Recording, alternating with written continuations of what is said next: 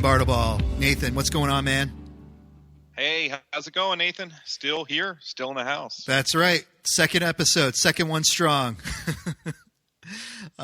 We are also very excited, as we promised last week, to be bringing back Zach Bartles. Zach, man, it's been a while since we recorded. We had a recording that we did, what was it, like 3 weeks ago or 4 weeks ago? Before, or 5 months ago. Yeah. Now where it feels. Before COVID really brought it strong, and you and I just kind of decided, well, because of new information that's always coming out, we're going to not release this one. So, Zach, you wanted to come back as not a farewell per se, but just kind of a, hey, I'm going to be stepping back. I don't want to come back as a farewell. No. You're just coming back as a, hey, I'm going to be stepping back, so not doing as many, although, at this point, maybe doing as many as we've been recording. And so we're gonna have this nice one right before Easter come out. And then, of course, we have Greg Dutcher back on tonight. And so we are full house tonight. So, Zach, let's talk to you a little bit first, because we heard from Greg last week. How have things been going with you, man? Man, just fine. I'm going a little bit bonkers like everyone. I'm not having most of the problems that I'm reading about on Facebook. I'm not getting fatter. I'm not forgetting what day it is, in that I break up my one day from the next with this thing I call sleeping, and that breaks them up nice and tidy for me. Nice. Still coming into the church. I'm at the church right now.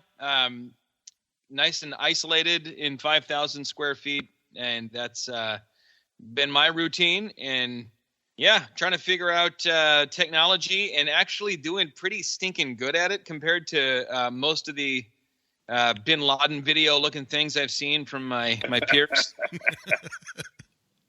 Nice. And I don't want to be. If I would have heard this was some kind of farewell, I would have not called in, man. I don't like goodbyes, and I want to be whatever Greg is: elder statesman, alumnus, maybe emeritus. Emeritus, dude. Podcast. I like to think of myself as the Reverend Dr. Emeritus is the title.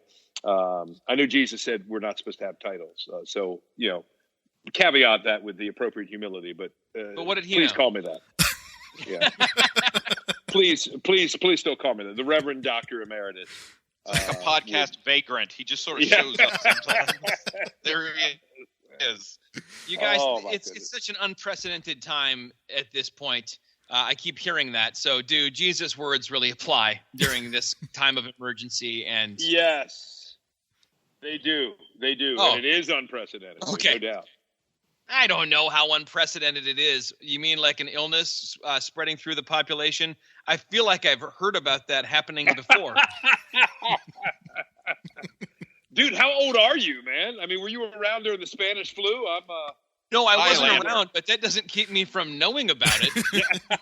And it doesn't keep it from not being unprecedented. So yes, Connor McLeod here. Yes, that's right. That's right, dude. Is that like a Highlander reference? Yes.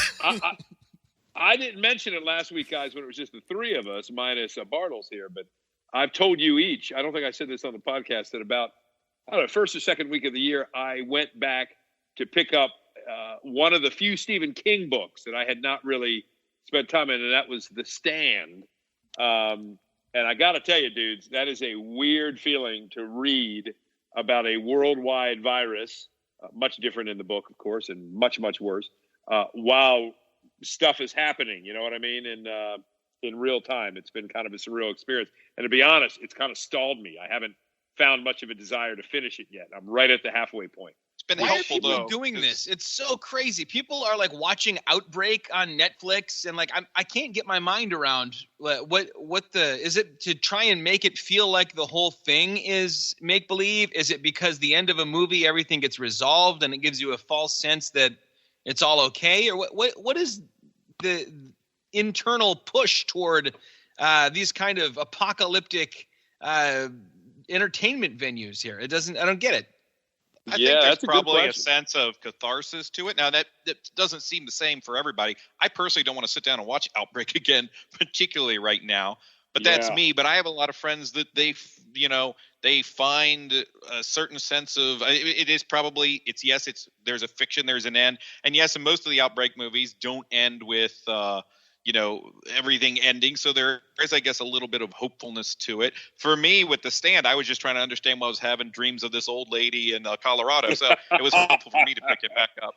That's right. That's right. Although, dude, she starts in Nebraska and then goes to Colorado. Oh, does she start in Nebraska? Yeah. Okay. You can tell I'm fresh. That's right. I'm very fresh. Yeah, you're very Mother Abigail. Very So, good. guys, remember? Yeah. Can I say something controversial? Please. again. I think I had COVID-19, and I think a bunch of people in my church had it No way. mid-February. Wow. Like February, second and third week of February, before they ever said it's anywhere near Michigan. And I just was talking to a nurse in my congregation. She's like, I think you might be right. But whatever I had, I was texting my mom that I had the coronavirus, like half tongue in cheek, because nobody knew it was going to be this big a deal, much less me and Yes. Nathan. We recorded the last thing. Oh, my Which, if goodness. you still have it, maybe you should just put it out there, just for fun, so people can go, "Oh, this is what they were saying." I don't know how badly it would even age. I don't remember exactly what we said. But anyway, I was texting with her, and it quickly went. My mom's a nurse as well. And it quickly went from her like trying to downplay the idea that I had the coronavirus, which I was just trolling, to a debate about whether Rene Russo was still hot now. And I was getting my wife looped into the text exchange and my dad. And I was like, I probably had the flu or I had the coronavirus. And I was like half out of it. I felt like I was tipsy. And I went back and read the thing later, and I was like, this is so funny. If I wasn't a pastor, I would screenshot this and like put it on Reddit. It was Wow. the highlight was when I said that in Outbreak, after her suit rips and she gets the virus and she's like coughing up her intestines, she's still like the hottest woman in Hollywood while doing that. And you Now, hold just on, dude. answered the question, why would anyone watch Outbreak now? There you go. There you go. Asked and answered. Can I ask you, Zach, just to make sure I'm tracking with it, you had a conversation about the hotness or lack thereof of Rene Russo with your mom. Yeah, my mom Okay. thought this was nothing to write home about, and then she kept saying that she's in her 60s now, and then I kept sending her like recent pictures of her and saying, so it's a number. I mean, look So at just how to clarify, he was sending his mom pictures of Rene Russo. and my wife was on my team. I mean, to be fair, I wanted. Well, that helps, dude. That helps. If you tell me You your got to wife do was all in on things it, in this time to Good. keep the family connected, whatever works.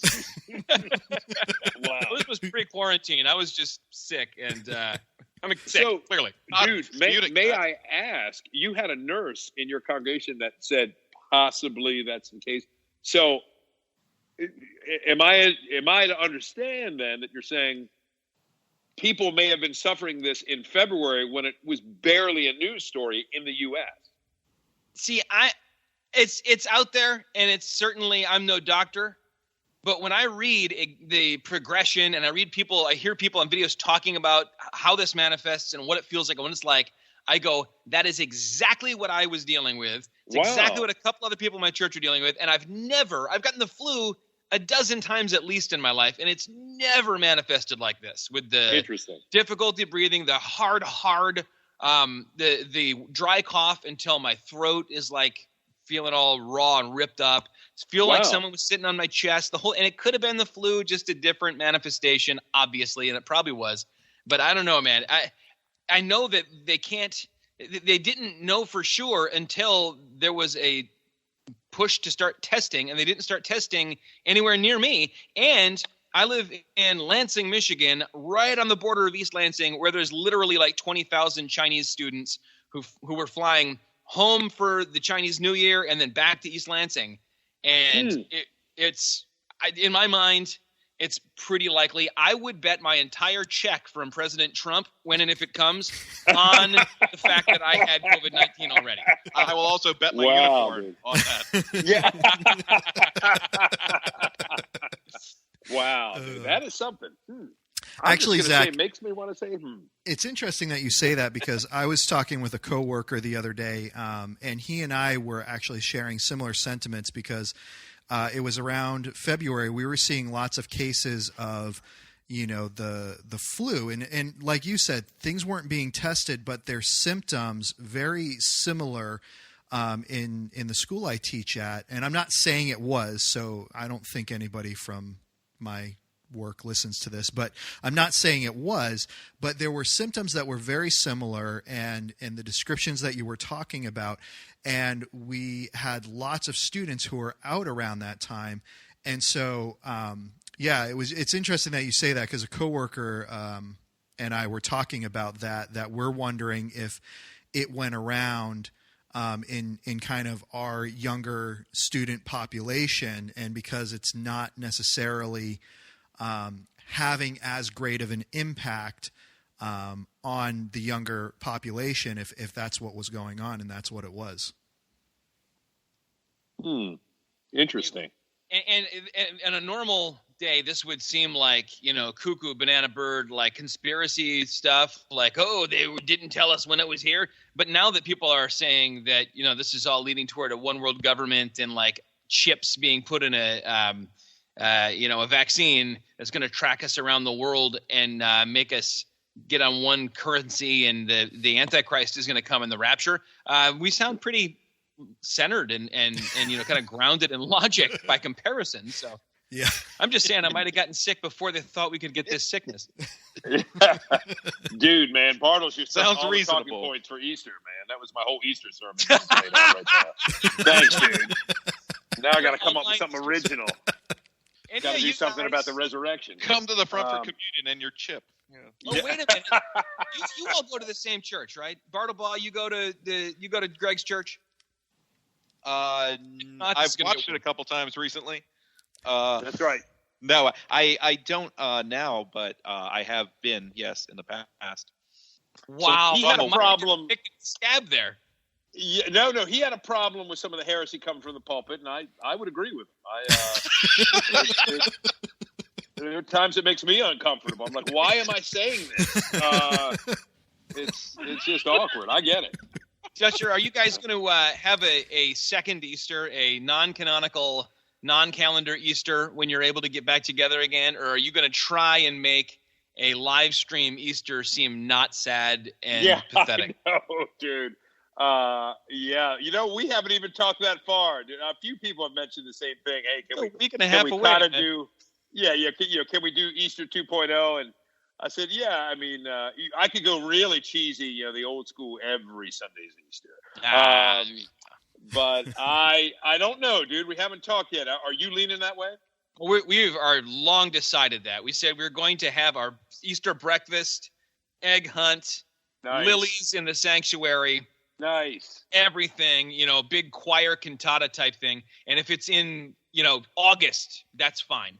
We're doing it when we can come together. And of course I'll preach on the resurrection, a week from Sunday. And I'll have my song leader here. She's got a beautiful voice. She'll do a special music and we'll do some of the hymns, but I don't know, to me, the idea of an online service at all is super, super sad. It is sad. And the idea of an online Easter is just like wrist slitting, just give up. I just want to lay down in a coffin, a nice warm coffin, and close the lid. Dude, these go to 11, bringing you hope in 2020. Yes. I think, Bartles, that should be your Easter message. See, your online one, you should preach with that tone, and then people really will want to come to the real one, man. That's what I would say. So, I like the idea that you're still, that's the thing some people are getting. It's like, okay, you don't have to not do something. You can postpone it, and it can still have the meaning. You don't have to like half do it in a schlocky way, in a week because we have to do it, And I do agree. There would be a certain kind of moroseness to, I think, trying to do the big Easter, the celebration service in a scenario where you can't really do it. Yeah, it's so true. I mean, and I don't know if you guys know this, but the online platform we're using, which probably 50% of the country is using, is what Life Church does, which is, I think it's just Church Online, to stream. And the last 2 weeks, there have been technical problems because I think they've added something like 30 to 40,000 churches, and I'm not embellishing that number, to their online platform in recent weeks. So, it's just creates so many challenges because you think, wow, it's such a tenuous connection with people in their living rooms to begin with. And then when you've got this top-heavy platform supporting all of these churches. So we're doing everything we can, right? Trying to make sure it's on YouTube, make sure it's on the website, Facebook Live, as many venues. But I do like the fact that most of these platforms have some ability to at least have some minimal chat. To your point, Bartles, it is sad and pitiful. Nothing like seeing everybody, being able to hug people when you come in the doors. But it's still better than like just a video, right? There's a minimal component where you can connect a little bit. And I don't know if you guys, I'm dating myself here. Matt Smith and I, my fellow pastor, Could the Seminole date you? Ayo. Yeah. Sorry. He'll be here all week. Actually, he won't. It's his last podcast. But, no, I'm kidding on that. Kidding on that, of course. But Matt Smith and I, who's about 50, he and I were talking, what would churches do if this were to say 1990 right now? And the thing we came up with, do you guys remember this? A big purchase my former church made in the late 90s, this was cutting edge at the time, was a multi-tape duplicator. And I remember... We still have one here. Oh, no way, dude. Does them quick. Yes, exactly. You take the tape, the master tape, and you put all those blank tapes in, and you could do like 20 in 30 seconds or something. And it was cutting edge. And we said probably we would be duplicating tapes, mailing them to people's homes, dropping them off on porches if we were allowed to do that. Newsletters with mandatory 90s clip art. Really, what would you? So I'm trying to tell like my kids, I'm like the old man, when I was a kid back in the 80s. But that all the FaceTime stuff. My youngest daughter is at home right now. Her dance class, which has taken about a 2 or 3 week break, has just authorized Zoom. So she's doing her dance class via Zoom. It's pretty incredible. In other words, it's a far cry from the real deal, but it's a lot better than it could have been. Absolutely. And man, what I said was so profound. You guys, I know we're speechless, Greg. We're speechless. It's like, how do you respond to that level of wisdom? I don't know. I'm speechless too. What does the verse say? Answer a fool according to his folly. Yeah, I was gonna say. I was almost like. Well, we've reached a point where I think we can now have the James King's voicemail will actually be the up part. That's right. Well, let me go ahead and pull that up for us so we can listen to that. Very sad.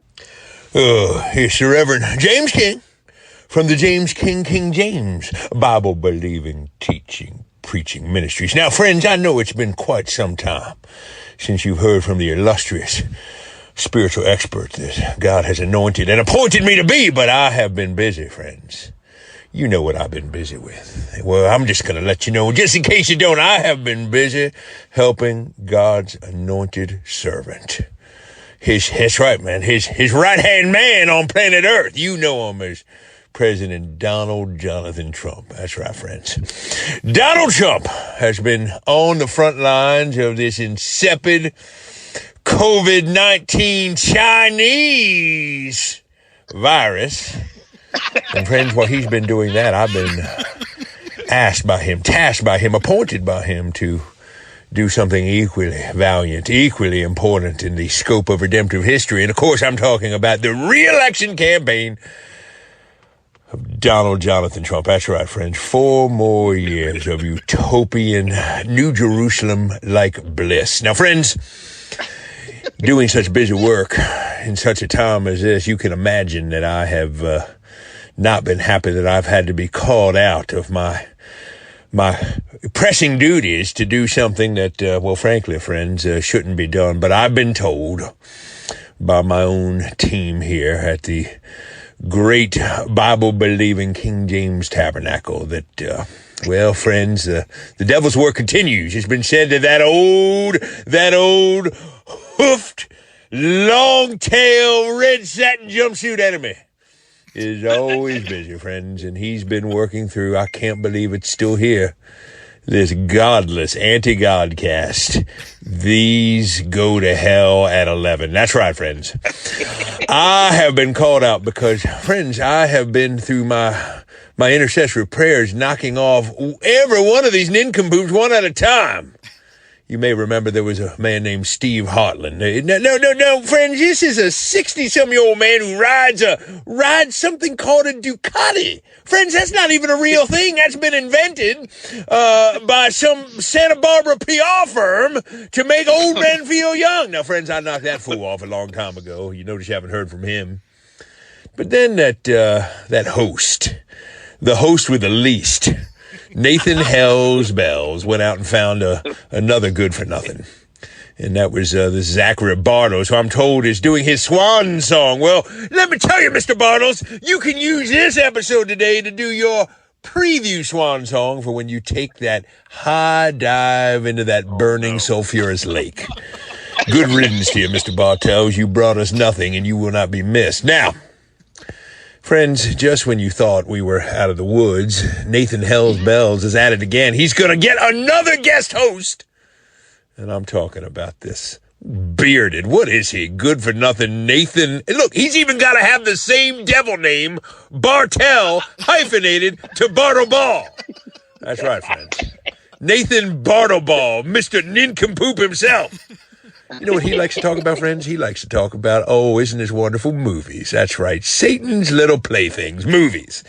He doesn't like to talk about godly movies, starring Kirk Cameron and the like. He likes to talk about movies that have, he calls it, redemptive value.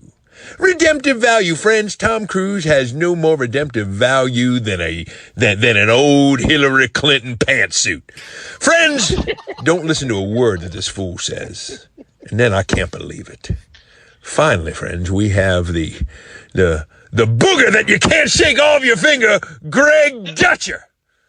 Friends, I thought for sure that this man would have by now eaten himself into oblivion. Just dying in a gluttonous, self-indulgent act of obesity. But friends, he's still going strong. But let me tell you, friends, I'm told that this man with 96% of America, in other words, not working for Donald Trump's re-election campaign, is staying at home. Friends, can you imagine how fat this pathetic slug Greg Dutch is going to be when this is all said and done? Friends, I mean, he is going to eat himself around his house and around his neighborhood, and one day he's going to pop like the Goodyear blimp. I have no doubt about it. Oh, the humanity when that fat fool comes crashing down. So, friends, I'm just warning you as a public service to stay away from this godless, never-dying anti-God cast. Don't listen to these fools for a single moment. And friends, right now, if you have a little extra money, I know many of you probably have plenty of extra money right now because you've saved well. All the Tithers Plus at the King James Tabernacle have saved well so they can continue to fund my ministry. I would recommend that you fund it to the King James Bible Tabernacle or, of course, the re-election campaign of God's best friend, Donald Jonathan Trump. Friends, I'm signing off as the battle continues. Take care, and God bless. And remember, when you read the word, read it in the authorized, the King James. Wow. Why did that guy sound like he was literally talking through a tin can in, you're right, Bartleball, a bunker somewhere, man? Oh. Yeah. Does anyone know, I'm feeling almost nostalgic for the times when James King used to actually seem like satire. There was a time I'm like, this seems larger than life, and now it's just life. You gotta wonder, though. envision him in a bunker, but this guy has family members. What's it like to record an off-hinged rant like that with the rest of your family milling about? Like, can you imagine what that's like, Greg? I mean, your kids. Oh my goodness, I mean, man! What do they They think about? probably think you're having some kind of mental break with reality or something. His They're probably family's saying probably used to it. Yeah. they're probably saying, "Get out of here right now and get in your car and do this." That's what I'm guessing. Seems like a safe bet. It does. That's got to be torturous, man. Wow, man, that was something. Well, I'll tell you, Mr. Bell, we have not heard from him for a long time. Yeah.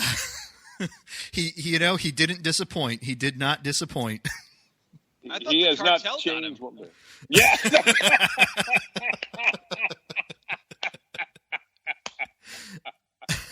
Oh my goodness, man! Don't get me talking about Ozark. So when you say cartel, that's where my mind goes. Did you finish the new season?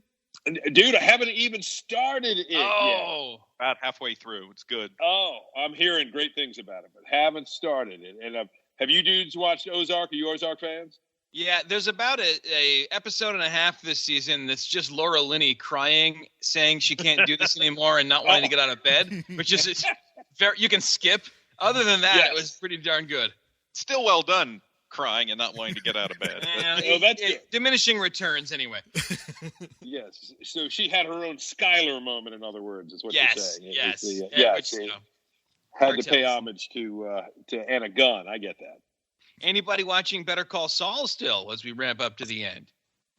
Only Not the first episode. even Bartlebaugh? Come on. I am. I'm a few episodes behind though. I need to catch up. This week's was absolutely spectacular. I think I'm 2 behind, so I do need to catch up with that. Now, hold on, dude. Is this the last season? No, there's one more. No, There's yeah, one there more. I got you. should be. Everyone's more going to be after this. 35 years older than they were in Breaking Bad, and they were supposed to be 2 years younger. That's I okay. know, man. It's something. Hey, did you guys ever talk, Bell, about El Camino? No, because I never No. saw it. Oh, my God. It was easy. Yeah, what am I talking about? Why am I bringing this up with Bell? I was going to say, did you forget who you were talking to for a minute? Yeah, he doesn't even love Jesus enough to like Breaking Bad. Oh, Man, dude. Yeah. No point talking El Camino when you haven't talked about Breaking Bad. So, forget I said it. No, but you guys have seen it, right? Nathan, did you see it? I have seen it. Yeah. I've seen it 3 times. Okay, so why don't you guys talk about it for a bit? Everyone Dude, thought it sucked, and I thought it was amazing. I thought it was amazing. Yeah, I didn't. I mean, I thought it was really good. I didn't think it's. What was the? I guess I don't pay attention. I need to pay attention more to, I guess, the negativity. People thought it sucked. I gotta pay more attention. You should to make that a campaign slogan. Sorry. Well, I mean, honestly speaking, one of the reasons I bounced out of the formal film criticism is because it was just a bunch of snark and negativity. And I love snark and negativity as much as the next person, but just a little too much sometimes.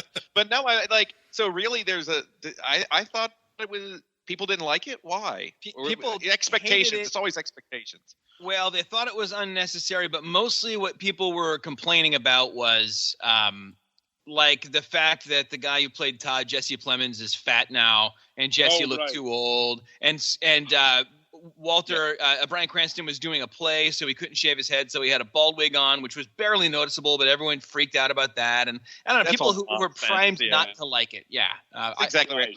All that is wah, wah, wah. Like, oh no, you made me more free stuff to watch. Oh no. Exactly. Yes. Yeah, I know. That's so true, dude. I loved it. I thought it was what I liked about it is they didn't try to do like Breaking Bad Part 2. It was just an epilogue. It's Yes. you read a good novel and you have the epilogue at the end and you think, yeah, you don't need the epilogue, but if it's well done, well written, which I think this one was, it just fits really well. And loved It was a dude. tribute to his character. It was an opportunity to give him some emotional resonance. Not that he didn't have any, but to give him a closure that was a little bit apart from Cranston's storyline. And I thought it Agreed. worked in that respect. Yeah, Agreed. my favorite scene in the whole thing by far was the like high noon shootout situation. Yes. Yes. Oh That my was maybe one gosh, of- that was so cool. Yeah, it was as good as anything in the previous series. Honestly, like it stand. to me, it was as good as some of the best scenes from Breaking Bad. Yeah. I would agree. And guys, if I can geek out there, since you brought up that Wild West moment, which I saw a lot of the fandom guys were saying, oh, that's a little wink and nod to Westworld, which Aaron Paul is now on their third season.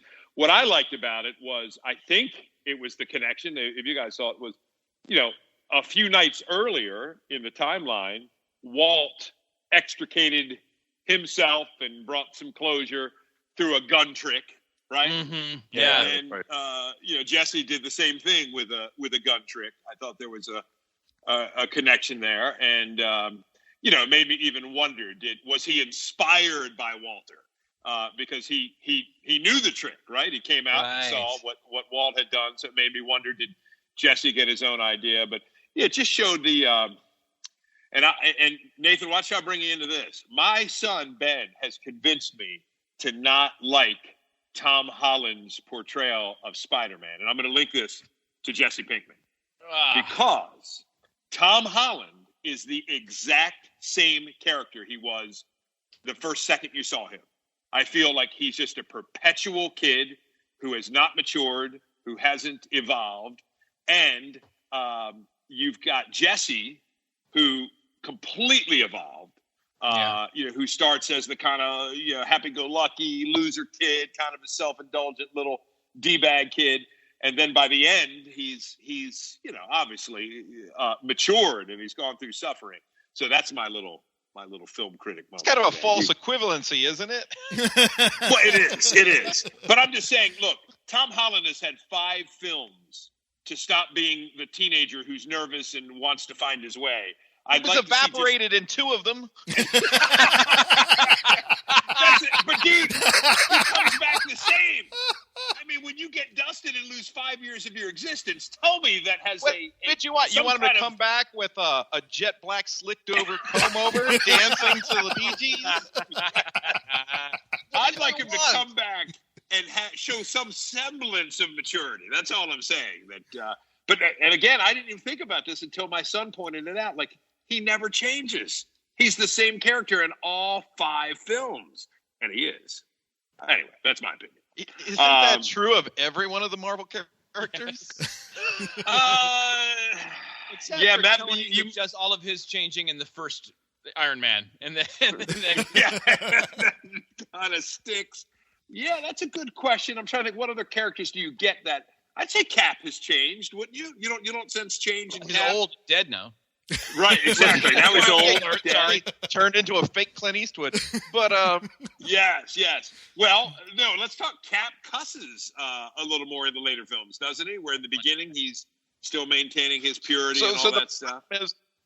Which thing are we talking about here? Are we talking about the actors showing a progression of character? Or are we talking about writers forgetting about what their character was in the first place and then playing it totally different? Which is what I feel like Captain America. They're like, what's a Captain America? They read a Wikipedia article. That's good. That's true. That's true. Devil's advocate here, and I probably shouldn't. You don't think that Tom Holland has shown any kind of progression as Spider-Man? Zero change. What does anyone else here think? See, I only think of him in the framework of the 2 movies he's done, and so Me too. he's been his standalone movies. I mean, and so I feel like he's still in high school, and so he's not really growing. Like, to me, he's a high schooler. Like, this is what I would expect from him now. If he's still Spider-Man and in college, and Greg, Ben likes the PlayStation 4 Spider-Man game that came out. If he's still acting that way, in several years, like when that game was is supposed to take place in that time frame, I would say, yeah, I agree. But I think right now it's too early for him to develop really dramatically like that. I don't think there's enough that we know and see right now where he's supposed to be outside of that high school mind frame and mindset. Yeah, and it's true. I mean, I think keeping him in high school has confined him to a pretty limited arc. But I don't know. I kind of miss. I'm going to be honest, dudes. I'm missing Toby's portrayal. Oh my god! But did Toby really grow? I mean, again for the part where they forgot what character they were writing. Like, and honestly, and I'm not even joking. Like, that was the problem, though, right? There's a point where they're like, "What is this? Who is he playing again?" And Yes. so, but outside of that, there wasn't a lot of room for growth. And I mean, it is a reasonable point that in the time frame that Spider-Man has taken place, the current venue, it really hasn't been that much time, because there's that 5 years or whatever, the blip where he's not around. Right. But before that, aren't we talking about a series of months or a year that we've really been watching him interact in? Because what happens in Civil War is right up against, I thought maybe I miss a couple 3 years later placards here or there, but I thought that we've really only seen him operate in a very small time frame. And I mean, I liked Homecoming a lot, and then I also liked Far From Home, but I think you're seeing some progression that would be normal if this was a high school series with the character that wasn't Spider-Man. I think it's reasonable growth. He also hasn't been through the things. He's been through cosmic things, but he's been kind of grounded in a certain way where Jesse's going through a lot of moral, like, battleground all at one time in Breaking Bad. I mean, it is kind of difficult, I think, to compare the two in that regard. Mm-hmm. And I think Tobey that's a fair Maguire point. was he's a young adult. He's not a kid, so he's in an age where you're going to mature a lot really quickly. But I would also argue he really didn't change much at all. What does he do? He fights people and then he cries in a way that looks like a really painful BM, and that's about it. I mean, I don't see what you're talking about. That's huge. To be able to ugly cry while you stop a train. I mean, that if I can approach half of that ugly cry when you stop the train. Are we still talking about BMs or? It's a euphemism. Yeah, stopping the train. Stopping the train. Something. Hey, I think you just got your episode title there, Nathan. Stopping the train and dropping the kids off at the pool. I think you've got it. Oh my god! Right there. I mean, this is the kind of quality, guys, that this podcast has been providing for years now.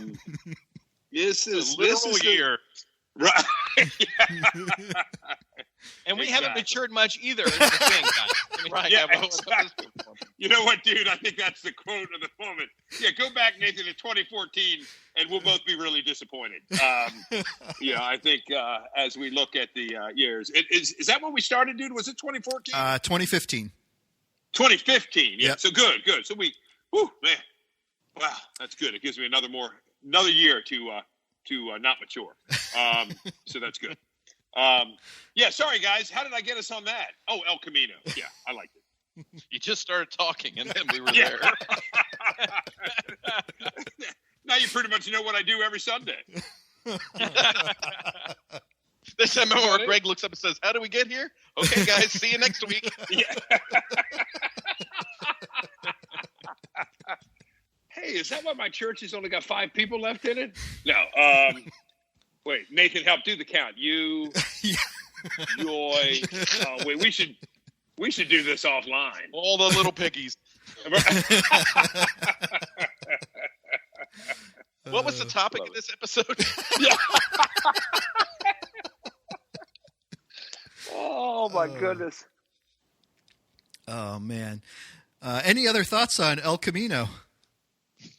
I think it's interesting. We're talking about like compressed timelines, and Greg's talking about 2 days, or really the day before he watched Walt mow all these people down and everything. When you think, it's almost like the Marty McFly thing. When you think about from his point of view, how much happens in just absolute consecutive, days of chaos and running against the clock. It's like basically this guy has had the hardest year. If you want to feel better about quarantine, think about Jesse Pinkman. And then think about this, guys. What if he would have figured out how to get out and escape from Jack and the Nazis and tried to be running for his life during the COVID-19 lockdown? That would be a lot harder. Oh, my goodness. And that might be a movie worth writing, somebody trying to run for their life. We're going to see something like that, I think. Yeah, probably. That's true. That's true. And am I right on this? I'll ask this of Bartleball. We're going to have quite a delay, aren't we, dude? Like, I assume there's a bunch of movies that are backlogged. The big power movies are going to get dropped months from now. The smaller movies are going to direct rental. But we're going to have a gap at some point. Am I right on that? Like where there's probably 3, 4, 6 months where there's virtually no movies? Well, I think what may possibly happen, particularly to keep going, it depends. See, what's happening is some of these movies, the big ones, they're not getting pushed out like you would expect a couple months. They're already, and I guess because of pushed out. I'm sorry, I was just thinking. We're back on the train, stopping the train. Yeah, here from the BM Express. So. Yeah. Anyway, you know what? You're the host now. Do your thing. I apologize. This is the host thing. It's just picking up from some random rabbit trail and going down a different random rabbit trail. Exactly. Please do, dude. I love it, man. This is so well serving my ADHD, and it is very happy right now. I think some of it will be that you're going to see some things pushed out. Like what I expected is, and I guess it's because of the uncertainty of when will things actually be back up and running, and because these days the release schedule is like someone's always trying to get. Marvel's got dates out 3 or 4 years because they're trying to get these best dates for these big movies. So when someone wanted to release something in the middle of July, they're now looking and thinking, well, do I really want to release my movie in September? And there's probably a feeling, and it's probably reasonable, that people are wondering what it's going to be like. Yeah, there's a point where we're all going to get back out, but are going to the movies going to be the first thing we want to do? And I think that's the thing. Yeah, I agree with you, but I think that's something to looking at is, are we going to be making the kind of money? So Ghostbusters has already gone off the schedule for this summer, and that's going to next summer or next year. I don't know if it's the summer. I think it might be in the fall. There's a lot of movies that have moved off. So they've already just instantly said, you know what? Nope, we'll go a year later. I'm curious to see what's going to happen. And I do want to get back to when we're in a place where we can, getting back to patronizing local places. For me, there's a lot. I don't know how many Zach, if you've got any places near you, but we've got some, we've got the multiplexes, and I hope that they do well, but we've got some smaller theaters. There's the Senator Theater here, which is a beautiful, like, grand old movie house. It was actually in the movie 12 Monkeys. There's a scene where Bruce Willis is watching the movie Vertigo, and he's inside the Senator Theater. It's a great place to see movies, and yet I hope that places, when we get back to a point where we can go, I'm going to be making sure that I'm patronizing some of those places as well. And that's what I'm really curious to see is what happens with, some people are talking about, hey, drive-ins are going to be could be potentially a bigger thing. Depending on how all this goes. But I think that, you might have a time where you're not going to see everything, but what's going to probably happen is they're going to have stored up enough stuff that they will work the release schedule out. I mean, back in the day, you remember, and I say back in the day, I'm talking even in the 90s, you'd have maybe 2, maybe 3 movies release a week. And in a course of a month, big summer movies, you might have in the 80s, you had maybe 7 or 8 big summer movies. And now we're looking at like the release schedule could absolutely benefit from probably having a few less every single week. The point when you're going to see Avengers this week and then there's a DC movie next week and there's something else. My suspicion is that everything has been crowded up on top of itself so much that when we get back to it, we might see what's more of a reasonable delay between these really big box office movies. And in the meantime, everyone's going to be looking for ways to get smaller stuff out in the field. And it'll be curious to see how people get back to making movies once we're back to making movies. Yeah. I mean, right now they could just have Tom Hanks and Rita Wilson make a movie. Wah, wah, wah. Well, I'm saying, couldn't they? Just you get all the actors and actresses that have had it, and they're like, man, they can go anywhere, right? Tom Hanks is in every movie that is released. I was gonna say, man, just like I can go everywhere because I had it in mid-February. Yeah, right. You should absolutely do everything you do from now on to be based off of that belief. Working theory. Oh, I love it. Yeah, see, Mel, you thought I was making a joke. I was partially serious. I said, if they got all the actors that have recovered and they went to South Korea, they could probably keep things going for a little while. That's my guess. How long before we get like some kind of low budget found footage horror movie that people have made? Via Zoom, like the coronavirus. In fact, These Go to 11 should make that movie. Getting picked off one by one, and then at the end they take the mask off, and it's James King. Who would play James King? You guys, that's the question. Yes. would be perfect. Who would I you love it. cast as James King in this film? I say we get Steve Hartland. I think it could be a plot where it turns out that one of the hosts has schizophrenia and is actually James King the whole time. That would be weird in real life if that was the case. Yeah, it would be strange. Guys, if I found out one of us was James King, I mean, Right. Dude, that would be mind blowing. The thing about James King, he has not changed at all, though. There's not enough. That's true. There's no character arc. Man. No character growth. just like Spiderman. Yeah, Tom Holland is James King. You're right. That's Right. Yes. Oh, that's good. Let me kind of shift gears for a second here, and Please. I want to ask Zach and Greg. I want to ask you guys. We are coming up on Holy Week, and we have Palm Sunday, and then of course, Monday, Thursday, Good Friday, and Easter, and obviously, we don't want to just skip over and gloss over these things. But as Zach pointed out earlier, it would be kind of sad and depressing to try to build it up to what it's not going to be. And so what are you guys doing, Greg and Zach, to kind of prepare your congregations for what's coming up? What are some of the online things that you're doing and so on? I don't remember what I said before and what I said during the podcast. Better that way a lot of times. Yes, that's true. What we've been doing is, I haven't done anything to prepare specifically people for Holy Week other than to tell them we're going to do some form of Good Friday service online and then some sort of April 12 Easter service. And then later on, we'll have a big Easter celebration.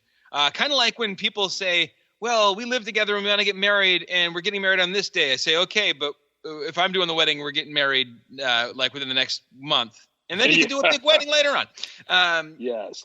And we're also, I'm trying to keep everyone connected, using Zoom a lot. And the fact that I got out, now guys, don't post any of these Zoom things on social media. You're going to get Zoom bombed. You see somebody's bare, hairy butt in the middle of your Bible study, and you have only yourself to blame because I warned you.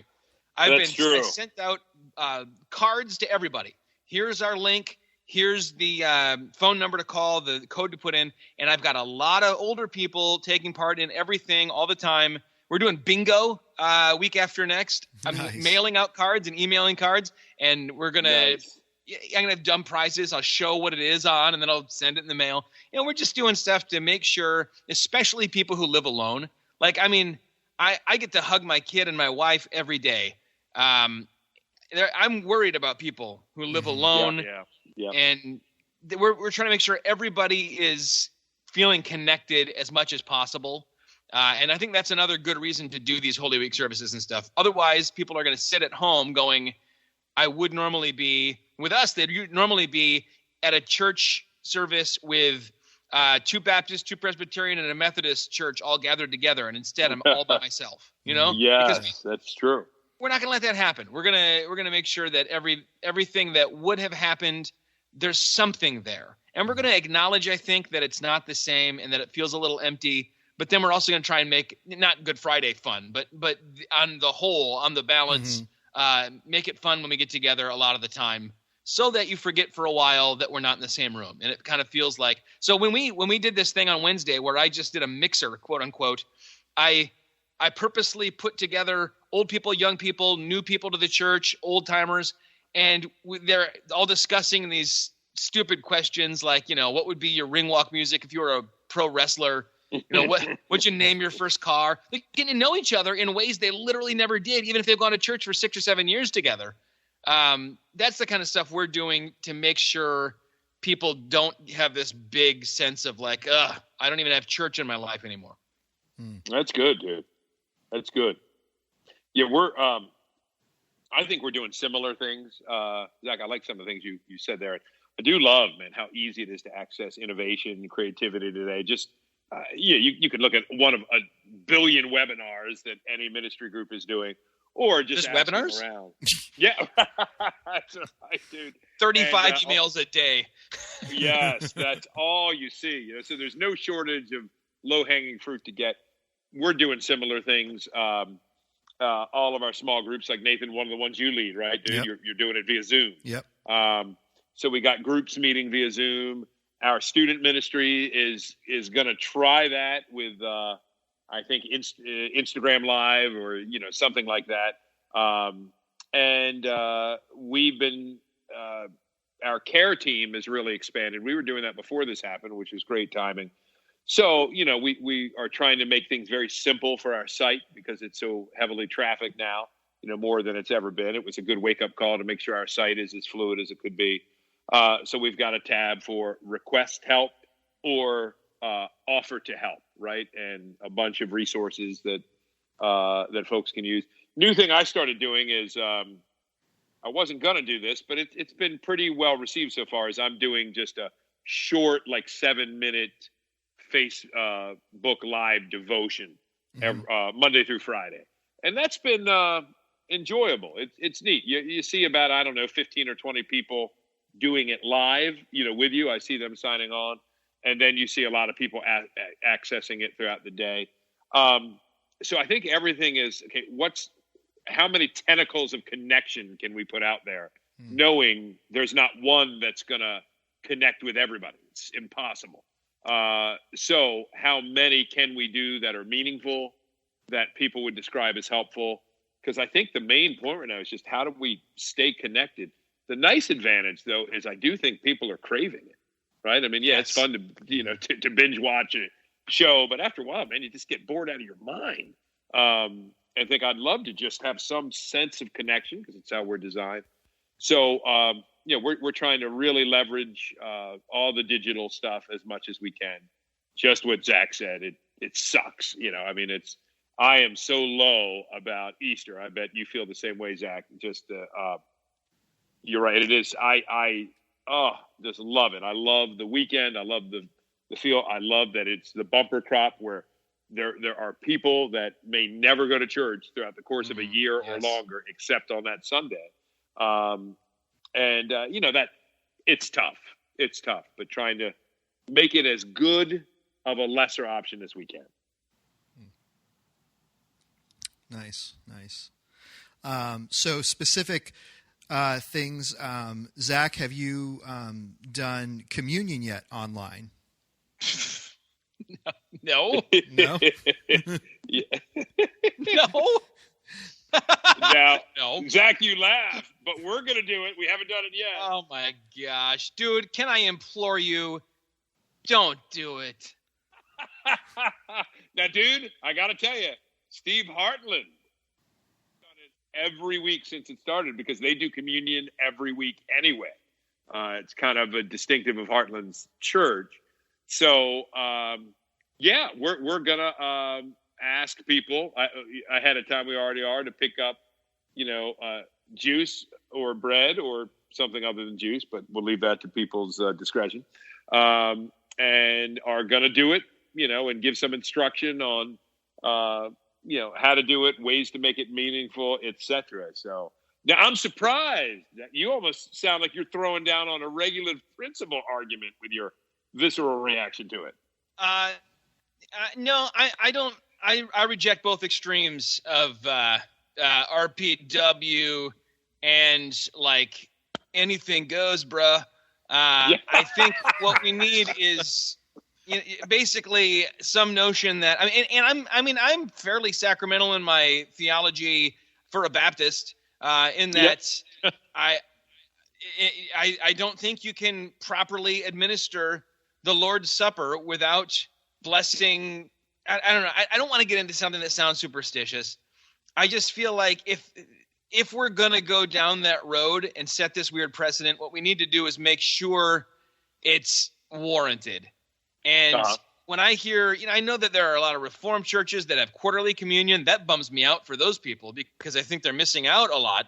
But in my mind, if we can not go any longer than that, if we had to miss more than 3, I would start thinking. And what I would do, I think, is probably buy some of those. And this I can't believe I'm going to say.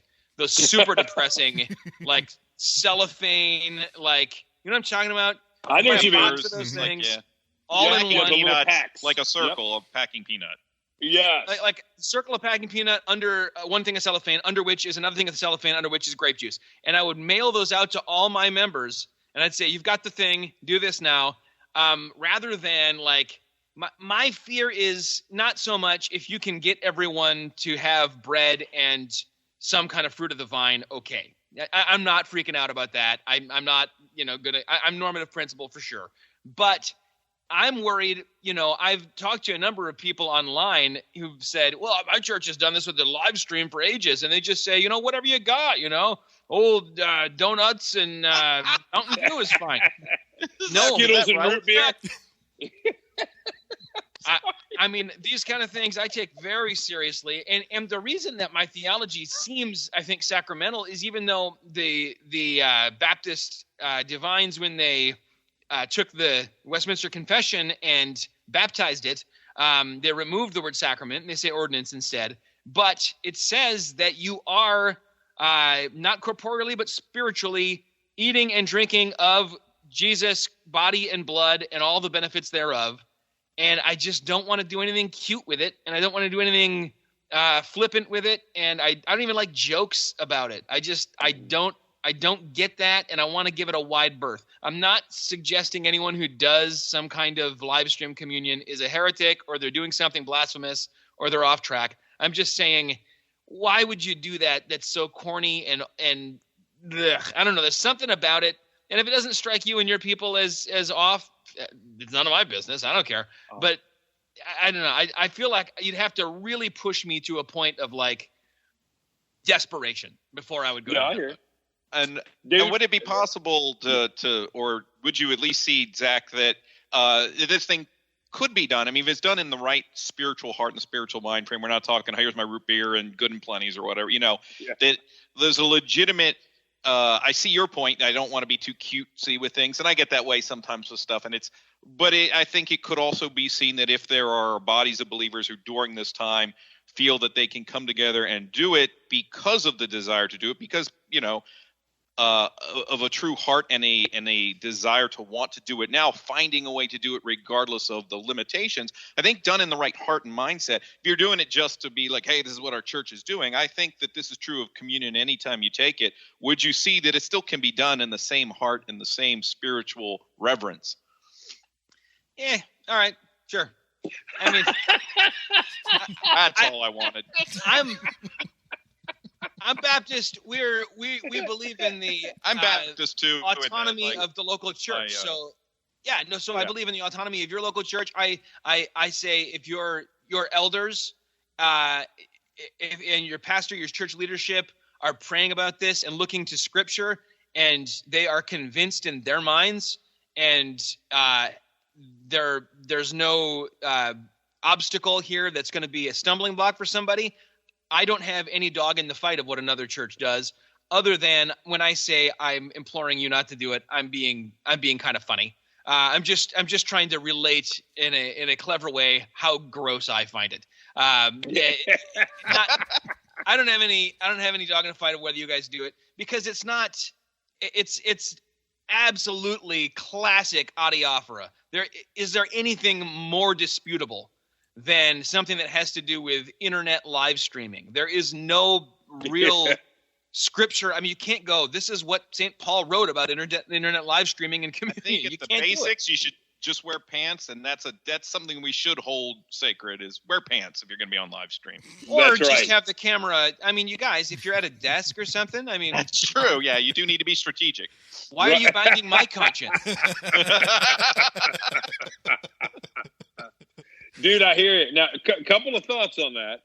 I have wondered, though, how much have we normalized things like sound amplification, right? Like, unless you were Spurgeon and truly had a mega church in the 1800s where you were an unusually gifted one out of a million orators, sound amplification has normalized our church experience, right? So that people in fairly large spaces can hear the person speaking or praying as if they're right next to them, right? So in a sense, I feel like we've allowed some electronic helps, innovative technological helps to normalize church experience for decades. Or there's churches. Remember, Nathan, in the old building, we had that weird L-shaped sanctuary. Yeah. That was so weird. Yeah. And it was a load-bearing wall, so there was no way we could remove it. The wall that was across from the nursery. So a lot of people didn't see Greg at all. Exactly. So we put a TV there. Right? Those are the ones that filled in the fastest, probably, right? For some reason, Lisa always sat there. I never quite got that. You notice I stopped coming to the church when we could see you? Yeah. Exactly, dude. I love it. So, but there was a spot where technically you weren't seeing me or the worship lead or one of the elders who was offering a pastoral prayer or somebody that was, distributing the bread, etc. Because in the confines of our building, we had some electronic technological helps, right? So in my mind, I'm sure people have been in this spot. I don't know. I've never served communion to an inmate on death row or something, and how that works. Do they allow the pastor or priest or whoever to come into the cell, or do they serve it outside? I don't know. What I'm saying is, to me, I kind of go the other way, Zach, and say communion is such a big deal, particularly for us. It's always been our custom to have it on Good Friday, and it just seems when you're going to corporately focus on the death of Jesus and nothing else, and he's left a meal to memorialize that we would do it, and we want to take it. He left the meal on Thursday, right? Just yes, but we don't do a Maundy Thursday service. Okay. We're not that we're not that traditional. But just the whole notion of celebrating or commemorating, I should say, his death is such that, man, obviously, and but I'm with you. It's not willy-nilly. We're going to send out some instruction. This kind of forces questions on children, etc., that are often kind of, again, assumed when we're all together. Monkey see, monkey do. But this is an opportunity to speak to some things we normally don't talk about. Like, I don't have scripture on this. Lisa and I have always just pretty much, even before we had kids, agreed that in our polity, for lack of a better word, our kids wouldn't take communion until they were baptized. So baptism is sort of the gateway to, take communion. I know there's Paedo Baptist and, folks who practice Paedo communion, et cetera, and there's a debate, but that's our conviction. So I would offer that as a guide to parents, when you're doing this at home, and encourage them to think through the issue carefully, et cetera. So it actually provides some instruction. I like the thought of parents playing a greater role in the ownership of it, but I totally do, and I mean it, Zach. I'm not going to get tongue in cheek on this, and respect your conviction there. I get what you're saying. To me, it does heighten the sense of, man, I hate that we're not together physically. And again, I'm not saying that all pastors who do this are heretics, only that you are, Greg. Right, yes, good. But, dude, you didn't need me to do communion electronically to know that I'm a heretic. Yeah. You heard what that anyway. What the Rev said, yeah. Exactly. You heard King. Sounds like a booger you can't get off your finger. It was so evocative. Oh, my goodness. Way with the words, that guy. Yes, but yeah, the communion. Now, I will say this, Zach. Baptism, that I'm not sure how to pull off. What's the that difference? I'm not sure. They both require, particular kind of quote-unquote blessed elements. Yep. What if I put my hand out in front of the camera and make a motion like I'm plunging you under and you go under your bathtub? Now, all traditions, even the most sacerdotal, have emergency baptism doctrines in place that any believer can baptize any other believer, if death is imminent or something. But I don't know of any that have emergency, administration of the Lord's Supper. And so it is nice to be in this Baptist setting where, we don't see any voodoo going on. We don't believe in transubstantiation. We do believe, if we're particular Baptists or Calvinist Baptists, that just as bread and drink nourish the body, so these holy elements do nourish our souls. But at the same time, we have the priesthood of all believers. It's my main thing is it's an ordinance of the church. So if the church is saying, when you go on your trip to the Holy Land, Deacon Bob, the church is saying, yes, feel free at the Garden Tomb as a representative of our congregation to administer communion to our people. Go nuts. Mm-hmm. In the same way, you could say we are, during this time, we're saying as the head of a household that's part of Christ Fellowship Church or Judson Baptist Church or wherever, we're telling you that it is as an ordinance of this church that you in your home are breaking the bread and sharing it with your wife and your children and whoever else is in your household. I'm actually kind of convincing myself that would be a way in which I would be okay with this. Come on. Do it. The Holy Spirit is moving on Bartles. This only happens once. Actually, I think this is the first time. Once ever. So hey, that's it's a thing that happened. But to go back to what it sounded like your primary issue with it in the first place was a kind of irreverence to it, like, oh, it's just a thing we can do, and we can do all these other things when we're together. And so thinking through it and finding, I think that's the key, right? Is if you have a sincere desire to do it, it's going to Scripture, it's looking at the proper and reverent way to do it, if it can be done that way. And I think that might be the thing to encourage people is, okay, don't do it flippantly. Don't just say, it's a thing just like every other thing, and diminish it in that respect. Can I drop just, I think it's some good closing words, some wisdom from my fellow pastor, Matt Smith. You're going to drop this, Nathan? Greg? Oh, you said it's from Matt Smith. I said you're going to drop this, and then you clarified it's from Matt Smith. Greg's about to drop. Yeah, okay. I was going to say. We're back Stop to the train. Yeah, I don't have any wisdom. And notice I said nothing about the low-hanging fruit earlier. I just think that's the part that's covered off of the live stream, the magical fruit. But I was just going to say, guys, Matt said this to me years, guys. We debate these things. Types of communion, baptism, finer points of eschatology, and we're all going to stand before the Lord one day. He's going to ask us just that one simple question. Did you speak in tongues according to Acts chapter 2, verse 4? Did anyone else think he was going to say, did you watch Breaking Bad? Yeah.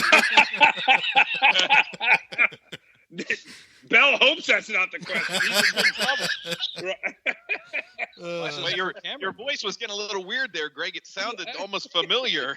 Kind of creepy. Jekyll and Hyde stuff happening. Yeah, there was something going on there, man.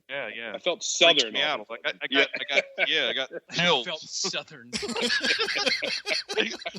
Honey, take my temperature. I'm feeling southern.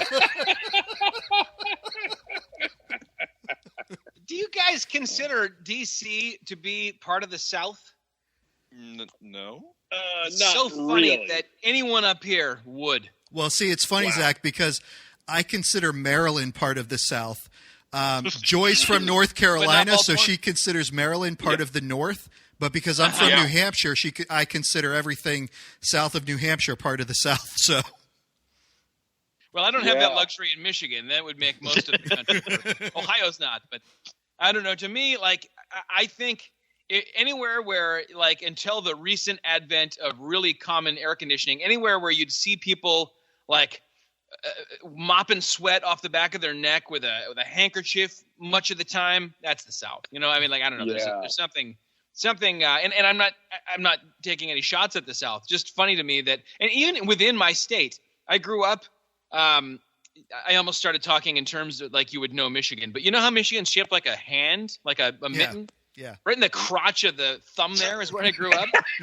The hand has a crotch. Wait, this is a whole other topic. Hold on, the best part.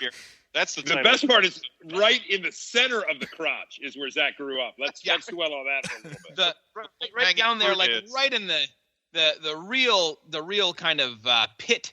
And now I'm in the capital, which is centrally located, and people talk about my hometown as up north. And I'm looking at my hand right now going, how can that be north when there's 2/3 of the lower peninsula and all of the upper? It's all a matter of perspective, I guess. Everything's relative. Yeah, that's my true. closing words. They're from me. Yeah. Good words. Everything's relative. There you go. Nice. Well, guys, I'm always going to pretend your last words were, yes, the crotch has a hand. Or the hand has a crotch. Get it right. Is that what we're naming this podcast? Yes, the crotch has a hand. It's more mind-bending the other way. Oh, my God. Yeah. David Cronenberg stuff right there. Oh, my man. word. I'm telling you guys, this is a vintage episode. I can tell. Vintage. Can't we just retract it and make, instead of letting Nathan go, can we just keep Greg too? It's the 4-round table. I mean, it's probably not for the structure of the podcast, but it's pretty entertaining. Bartles, in other words, they can't wait to get rid of us so they can have a sustained, serious conversation. Yeah, that is what I am hearing. Yeah. No. My proposition is, can't you guys just come back and do this again next week? Yeah. Give me a call whenever, man. I'm down. Very fun, especially during quarantine when I don't have better things to do. Later on, I was going to say. Yeah, exactly. Like when you're doing important things, you can't do it. But hey, right now, absolutely. Nice. We could talk about Tom Holland's inability to show art. I think that was the most helpful highlight of this episode. My commentary on Tom Holland's lack of growth. I think that's what people are going to take away. Oh, man. Oh, by the way, Bartles. Yeah? Before this started, I Facebook friended you, so I will be looking for evidence that you accepted it. Wow, it took you a long time. I didn't even know you were on Facebook. He wasn't. I was often. I was often for years. Pretty much the day our governor gave the press conference, I said, I better get back online because I knew connectivity was going to be the issue. And now, Bartle Ball, you and I are buddies, aren't we, on Facebook? Yes. I thought so. And I know I am with Bell. All right, good. So everybody enforce Bartles to accept my friend request. Boom, done. Good. I love it. 2020, baby, 2020. Love it. All right, guys. Well, this has been great. Greg, I think you're right. I think this will be up there with some of the classics that we've done over the years. And so, guys, don't forget, please go ahead and like us on Facebook. We have a discussion group on Facebook that we're going to try to, get back into and breathe new life back into that thing. Also, please don't forget to leave us a review on your favorite listening platform. It just helps us get higher up on the listening list. Gentlemen, this has been great. Until next time, we just rock the Casbah. These go to 11.